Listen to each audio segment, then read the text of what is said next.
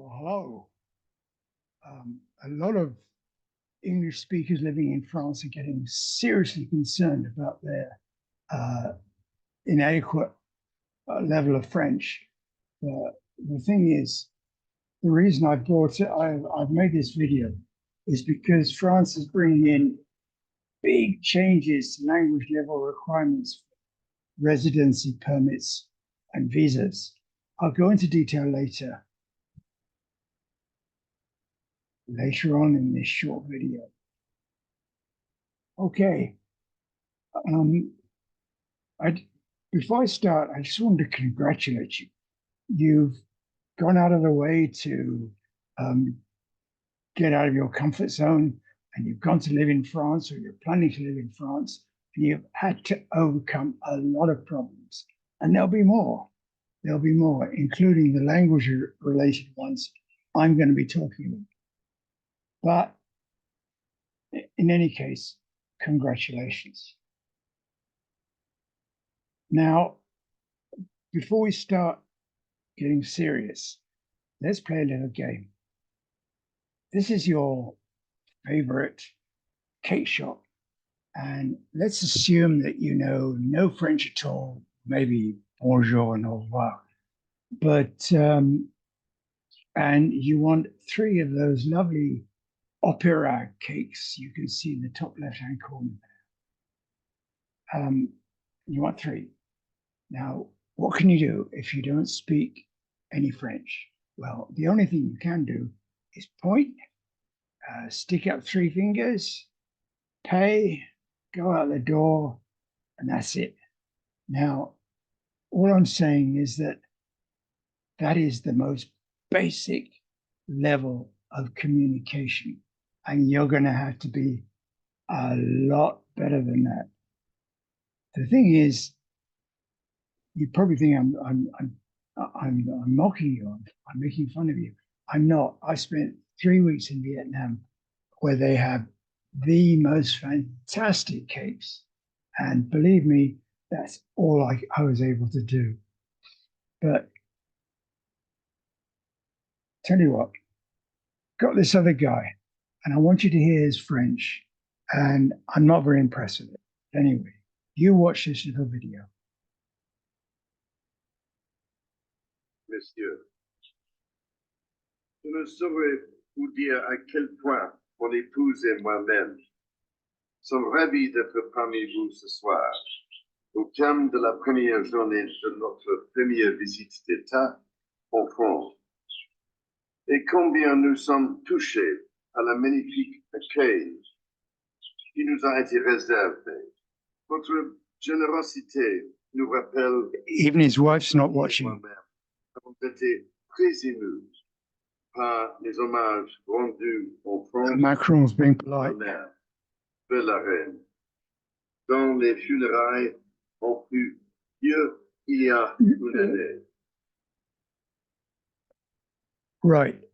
I can only tell you, as a Frenchman, and I am French, hearing what I've just heard made me cringe. It really did. But, and again, you're going to have to be a lot better than that. But, Vos Excellences, sorry about that. Mesdames et Messieurs, Vos Excellences, Mesdames et... Can't get rid of him. Okay, let's start being a little bit serious. Let's look at some real problems, real life problems. Problem number one, supposing your roof leaks. Okay, problem number two is the gearbox is playing up. The thing is, how does this lady explain to the roofer, who only speaks a little bit of the English, what the problem is? Or how do you explain to the car mechanic, who doesn't speak any English at all? Now, the thing is, you learned, or you were taught English at school, or rather, sorry, English at school, French at school. And you probably discovered that the French that you were taught was not particularly useful, and the reason for that is quite simple. It's you were never taught to speak it, were you? Oh, there it is. Okay, let's move on now. I want to get rid of me. This is why you mustn't delay in improving your French. This guy is Monsieur Gérald Darmanin, and he's the Minister of the Interior. And his ministry has brought in big changes to the language level requirements for both residency permits and visas and citizenship as well. That's the other word I was looking for. Sorry. Now look, I'm going to be very brief, but I put the details in the description below. But anyway, let me briefly outline the changes. Okay. If you want to stay in France between 90 days and 1 year, you'll need a thing called the carte de séjour. This word pluriannuel means you can renew it if you want to. This is just a permit required by people staying in France, as I said, between 90 days and 1 year, and they need to have A2 level French, which is considerably in advance of that gentleman who was on the video just now. Okay, A2 level French, what's that? Well, you should be able to understand and convey basic messages, explain what you like or dislike, and have simple conversations on a variety of topics. I'm not talking about Einstein's laws of relativity. I'm talking about the price of bananas in Auchan yesterday, or how the weather's turned nasty, or anything really basic like that. And don't worry about making mistakes, as I'll tell you in a minute. You can explain a simple problem like that leaky roof and reply politely to invitations. I must stress the word polite because you know how polite the French are, especially in Paris. And you'll probably find that people will laugh at you, will mock you, will giggle when you try and speak French. All I can say is ignore it. Don't be provoked by that. Okay? You're doing your best, and good luck to you. You're going to do well. I must repeat the word about the point about don't be embarrassed about making mistakes. Okay, you will make mistakes. Don't worry about it. Okay, what's the next level up? The next level up is a thing called carte de résident.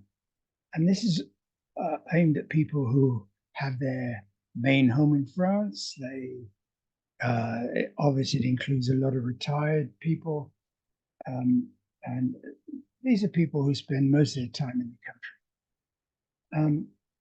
I can also people who are on the carte de séjour, which we've just been talking about.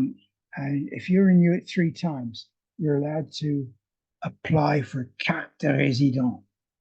And the thing is, for that, you'll need to have B1 level of French, which is somewhat more advanced than the A2. Okay, bit of detail on B1 level French. What does that mean? It means you can easily communicate in French in social and professional situations. You can understand and you can give instructions. You can have fluent conversations, even if they're wrong, with native speakers and deal with complex situations face to face or over the phone. You can also grasp detailed information on unfamiliar topics. But again, please don't be afraid to make mistakes. Okay, I've talked about the problem. How about some solutions? Tell you what, I'll come back. Here I am. Right, what are your options now? Well, your easiest option and the cheapest option is to get together with some people in the same boat as you, sit around a table, have an aperitif with coffee, and help each other out. Now, there are obviously limitations to that. First of all, what about the accent? You may want to bring a French person along with you for that, but they probably got something better to do. The other thing is, when you're being corrected, how do you know that you were wrong and they're right, or the other way around? Okay, so that's, as I said, that's the cheapest and that's the easiest way of trying to improve your French, but it does have its limitations. Number two, let's go to the other extreme. Let's go to the other extreme. Why don't you can sign up for a language school, right? That's fine. You'll be given a tutor or more than one tutor, perhaps. But again, I just want to point out the limitations. First of all, they can be quite costly. And secondly, they often stick to a very rigid syllabus. That may be what you want. If you're taking an exam, that's fine. But I found a lot of people have learned French a lot more quickly by having something more informal and more informal. What I'm talking about is just talking about what happened, the funny thing that happened to you in the supermarket yesterday, or what you like to go on, or where you like to go on holiday, or what you like to do in your spare time. That is the sort of thing. Now we can build vocabulary around that. For example, if you like gardening, we can build vocabulary around gardening. You like mountain climbing, we can build vocabulary around mountain climbing. So is there a third option? The answer is yes. How about getting an online coach? If you've got an online coach, you're in charge. You tell them what you want. You tell them they will pick up on your level. If you want something rigid, you want a rigid syllabus because you're taking an exam, you tell them. If you want something more informal, again, you tell them. Something I found that worked a lot was exchanging videos. I could send you a video of what I did the previous day or what I did in the previous few days, and we could build a vocabulary around that. Let's say I went to an outdoor market. Okay, we can learn the names of the different fruits and vegetables, or you could do the same for me. And I found this has really worked extremely well, and people want to learn informally. They've often gone down that route. Okay, this is my last slide. Please don't struggle getting a visa or resident permit now these new rules have come in. Can I also say, sorry, going back to the last slide, I am a great deal cheaper than the language schools.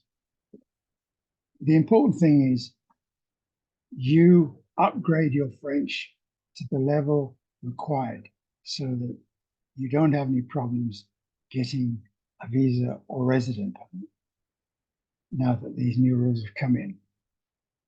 If you want to, If you want to get in touch, just send me a PM so we can arrange to meet online, just to chat by Zoom, Google Meet, whatever you want. Or I've left my email address in the description below. Okay? Thanks for watching.